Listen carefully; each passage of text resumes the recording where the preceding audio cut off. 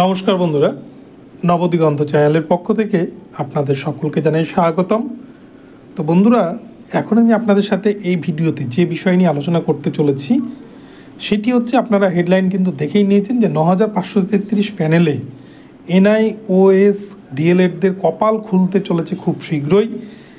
9533 প্যানেলের ওপর অনেকগুলি কিন্তু মামলা দায়ের হলো NIOS ক্যান্ডিডেটদের, এবং সেই মামলা বিচারপতি গ্রহণও করে নিলেন বিচারপতি বিশ্বজিৎ বসু।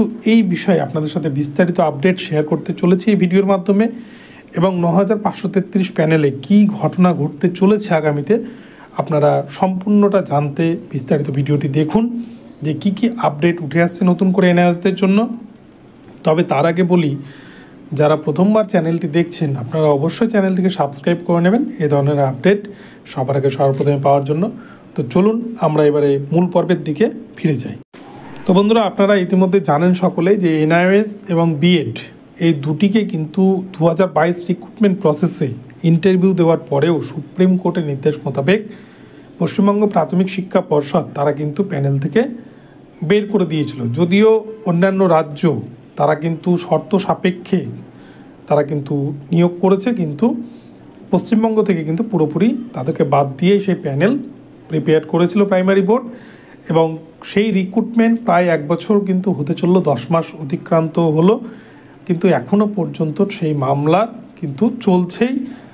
নতুনভাবে কিন্তু মামলা দায়ের হচ্ছে 9533 প্যানেলের ওপর। তো 9533 প্যানেলের ওপর মামলা দায়ের হওয়ার একটাই কারণ, সেটি হচ্ছে আপনারা দেখেছেন যে গত কয়েকদিন আগে 5 সিনিয়র বিচারপতির যে কনস্টিটিউশনাল বেঞ্চ, সেক্ষেত্রে যে নির্দেশ এসেছে যে নিয়োগ প্রক্রিয়া শুরু হওয়ার পর কোনোভাবেই তা কিন্তু পরিবর্তন করা যাবে না, এই একটা জাজমেন্ট। এবং কয়েকদিন আগেই আরও একটি জাজমেন্ট এসছে, সেখানে কিন্তু NIOS ডিএলএডদেরকে ভ্যালিড ঘোষণা করেছে মাননীয় মহামান্য সুপ্রিম কোর্ট। তবে সেক্ষেত্রে একটা শর্ত বেঁধে দেওয়া হয়েছে, তাদেরকে কিন্তু ইন সার্ভিসে প্রমাণটা দিতে হবে। তো এই জায়গায় দাঁড়িয়ে প্রত্যেকেই, অর্থাৎ যারা NIOS থেকে ডিএলএড করেছে প্রত্যেকেই কিন্তু ইন সার্ভিস হিসেবেই ডিএলএড করেছেন, তাই সকলের কিন্তু সে প্রমাণ আছে। তো এই জায়গায় দাঁড়িয়ে NIOS ডিএলএডরা তারা এবার নতুনভাবে কিন্তু মামলা দায়ের করছেন। NIOSদেরকে যে সুপ্রিম কোর্ট ঘোষণা করেছে তারা ভ্যালিড, সুপ্রিম কোর্টই একবার ঘোষণা করেছিল তারা ইনভ্যালিড, তারা প্রেস রিক্রুটমেন্টের ক্ষেত্রে অংশগ্রহণ করতে পারে না। আবার সেই সুপ্রিম কোর্টই কিন্তু তাদেরকে রিক্রুটমেন্ট প্রক্রিয়ায় অংশগ্রহণের জন্য নির্দেশ দিয়েছে। তো এক কথায় বলা যায়, যখন 2022-এ রিক্রুটমেন্ট হয় সে সময় যারা প্যানেলে চাকরি পেয়েছেন তাদেরও কোনো দোষ নাই, অর্থাৎ রেগুলার ডিএলএড ক্যান্ডিডেট।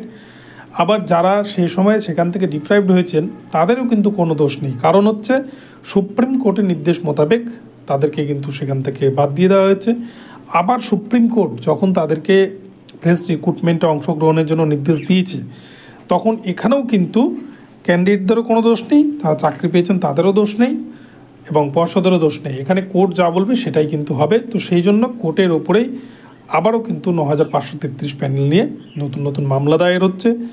তো এক্ষেত্রে কি হতে চলেছে আগামীতে সেটা কিন্তু বলা মুশকিল, তবে মামলা কিন্তু গ্রহণ হয়েছে, মামলা কিন্তু নিয়েছেন বিচারপতি মহাশয়, বিচারপতি বিশ্বজিৎ বসু সাহেব। তিনি প্রাইমারি মামলাগুলো দেখছেন, তিনি কিন্তু মামলা অ্যাকসেপ্ট করেছেন। আর মামলা যখন অ্যাকসেপ্ট করেছেন তখন মামলার নিশ্চয়ই মেরিট রয়েছে বলেই কিন্তু মামলা অ্যাকসেপ্ট হয়েছে, নইলে কিন্তু মামলা নিতেন না বা মামলা প্রথম দিনই খারিজ করে দিতেন। তো এই জায়গায় দাঁড়িয়ে NIOSদের কপাল আগামীতে খুলতে চলেছে, এই কথা কিন্তু বলাই যায় বা বলা যেতেই পারে। কেননা সুপ্রিম কোর্টের কিন্তু অর্ডার রয়েছে যে NIOSটা সম্পূর্ণ ভ্যালিড, তাদের ক্ষেত্রে বা তাদেরকে নিয়োগ প্রক্রিয়ায় সুযোগ দিতে কোনো রকমের কোনো বাধা নেই। তো এই জায়গায় দাঁড়িয়ে 9533 প্যানেল আগামীতে কি হতে চলেছে সেটা দেখা যাক কি হয়। তো এই হচ্ছে বিষয়। এবং তার সাথে সাথে যারা NIOS বিএড দিয়ে অ্যাপ্লাই করেছিল সেই সময় 2022 রিক্রুটমেন্টে, তারা কিন্তু রাজাশেখর মান্তা স্যারের কন্টেম্প্ট মামলায় সেক্ষেত্রে 40 জনকে নতুন করে মেরিট প্রকাশ করে তারা যদি যোগ্য হয়, তারা যদি কাট অফে আসতে পারে, তাহলে কিন্তু তাদেরকে নিয়োগের নির্দেশ এসছে। তো আজকে কিন্তু, কালকে মধ্যরাত্রে আসার কথা ছিল কিন্তু আসেনি, তো ধরে নেওয়া যায় আজকে কিন্তু সেই মেরিট লিস্ট প্রকাশ করবে প্রাইমারি বোর্ড। আর আজকের মধ্যে সেই মেরিট লিস্ট প্রকাশ না হলে কিন্তু আবারও হয়তো আদালতে কঠিন প্রশ্নের সম্মুখীন হতে হবে প্রাইমারি বোর্ডকে।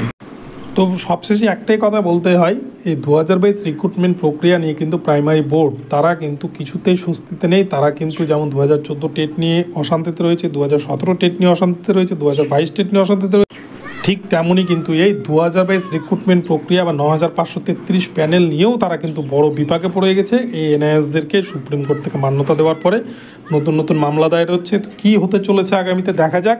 খুব শীঘ্রই এই মামলা কিন্তু কজ লিস্টে চলে আসবে এবং দ্রুত শুনানি হবে বলেই কিন্তু হাইকোর্টের পক্ষ থেকে শোনা যাচ্ছে। তো বন্ধুরা, এখন এই পর্যন্ত রইলো, আপনাদেরকে আপডেটটি জানালাম। ভিডিওটি ভালো লাগলে চ্যানেলটিকে সাবস্ক্রাইব করে দেবেন। দেখা হচ্ছে পরবর্তী ভিডিওতে। ধন্যবাদ।